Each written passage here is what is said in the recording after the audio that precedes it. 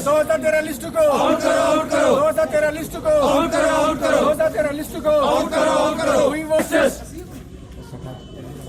ये बडगाम से हूँ। तो क्या मसला है? तो 2013 में हमने फायर एंड इमरजेंसी सर्विस में एक फॉर्म भरे थे, फिर एग्ज़ाम भी लिया उन्होंने, घोड़ोई की तरह दुड़वाया हमें, फिर रिटर्न लिया हमें, टेक्निकल टेस्ट्स नहीं हुए, फिर वहाँ पे कुछ रिट हुई थी कोर्ट में, उसके बाद उस लिस्ट को कैंसिल किया गया। फिर डायरेक्शन इशू हुई हाई कोर्ट की तरफ से टू मई 2018 में।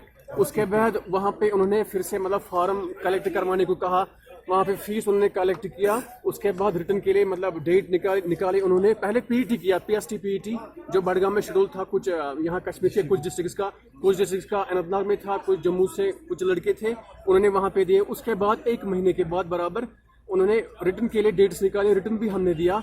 उसके बाद उन्होंने कहा था कि हमें मतलब कुछ दिनों के अंदर अंदर ही आपका लिस्ट निकालेंगे। फिर उसके बाद कुछ कैंडिडेट्स बडगाम से जिन्होंने इस लिस्ट को विद हेल्ड करके रख दिया, क्योंकि उनके कुछ ग्रीवेंसेस थे जो बिल्कुल जेन्युइन नहीं है। वो एक ही गांव से कैंडिडेट्स हैं, 7 या 8 कैंडिडेट, उन्होंने हम 7000 लड़कों का कैरियर मतलब स्टेक पे रख दिया है, they have put us on stake. तो मैं चाहता हूं कि मैं ऑनरेबल गवर्नर से अपील करता हूं कि इस लिस्ट को जल्द से जल्द निकाला जाए। यही हमारी मांग है, क्योंकि 2 बार हमने, और डिपार्टमेंट से भी ये मतलब पुरजोर गुजारिश करता हूं कि वो भी जल्द से हमारा लिस्ट निकाले। Thank you.